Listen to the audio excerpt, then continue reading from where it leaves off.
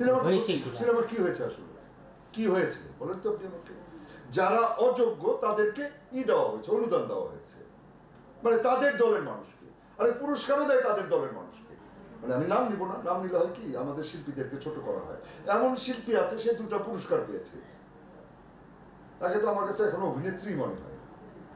এখন কোনো মেয়ে একটা নেতা দ্বারা, তার নেতার ঘরে ঘুমায়, নেতা তার ঘরে ঘুমায়, সে তো ভাই 2টা কেন 10টা পুরস্কারও পেতে পারে। তবে আমাদের চলচ্চিত্রে এখন এটা ভাবতে হবে, আমাদের শিল্পীদেরও ভাবতে হবে, শিল্পী সমিতিকেও ভাবতে হবে, কেউ কোনো নায়িকা বা কোনো মেয়ে যদি এই রাজনৈতিক দলের নেতাদের সাথে যায়, যে একটা রাজনৈতিক দল তো আসবে, তারা যদি এটা করে তাহলে আমাদের সমিতি থেকে তাদেরকে বাদ দেওয়া উচিত। এটা হলো আমার কথা। যে এই নেতাদের কাছে বেড়া যাবে কেন? মনে করেন একটা মিনিস্টার, তথ্যমন্ত্রীর কাছে আমাদের যেতে হবে।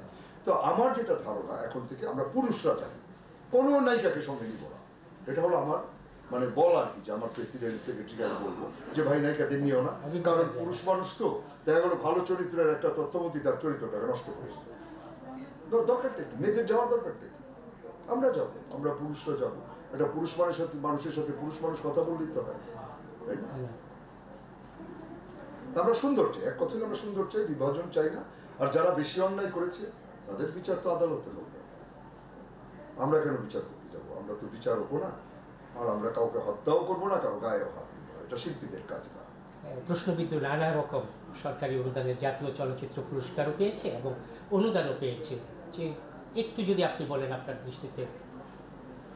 শুনে একটা মজার কথা বলি, এটা বলার আগে আমাদের বাংলাদেশের একজন হিরো এমপি হল, আমি নাম বলবো না, উনি কিন্তু 71-এর মুক্তিযোদ্ধা ছিলেন। আমি খুব ভালো করে জানি, আমার চোখের সামনে আমি তাকে দেখেছি। উনি মুক্তিযোদ্ধা ছিলেন না, উনি ছিলেন পাকিস্তানিদের পক্ষে। কিন্তু স্বাধীনতার পর দেখা গেল উনি 80 সালেও বলেনি মুক্তিযোদ্ধা, 85 বা 89ও বলেনি। ঠিক যখন আওয়ামী লীগ সরকার আসলো তখন শোনা গেল উনি একজন মুক্তিযোদ্ধা ছিলেন। তো উনি মুক্তিযোদ্ধা হলেন, উনি ইন্ডাস্ট্রিতে আবার ফিরে আসলেন, যেহেতু বয়স্ক লোক মাঝখানে চলে গিয়েছিলেন। তো ইন্ডাস্ট্রিতে ঢুকে ইন্ডাস্ট্রির বিভাজনটা প্রথম উনি তৈরি করেন। তো উনি এমপিও হয়েছেন, কথা বুঝতে পেরেছেন? তো এই দেশে কোনো বিচার আছে আপনি মনে করেন? এরা যাকে খুশি তাকে অনুদান দিয়েছে, যেই ছবি হলেও চলে নেই সেই ছবি পুরস্কার পেয়েছে, সেই আর্টিস্টকে পুরস্কার দেওয়া হয়েছে। অর্থাৎ তাদের দলে তাদের চামচামি যে ভালো করতে পেরেছে। এবং আরেকটা কথা বলতে হয় যে নেত্রী, অনেক মেয়ে লোক নেত্রী হয়েছে, দেখা গেল তার কোনো যোগ্যতাই নেই। একটা নেতা নেতার মতো হবে, তার ব্যক্তিত্ব, তার কথা। একজন এই যে কাদের সাহেব কথা বলতেন, কি অদ্ভুত কথা, মানে তার কথা শুনলেই তো বিরক্ত লাগতো। আপনারা বিশ্বাস করেন আমি এই লোকটার কথা কোনোদিন যদি খালি টেলিভিশনে দেখতাম, তার চেহারাটা আমি সঙ্গে সঙ্গে বন্ধ করে দিতাম, যে এই লোকের চেহারা দেখাও অন্যায়। আমি আমার কষ্টের কথা বলেছি, রাজনীতির কথা কিন্তু বলিনি, বলেছি উনি যা করেছেন আমি সেই কথা।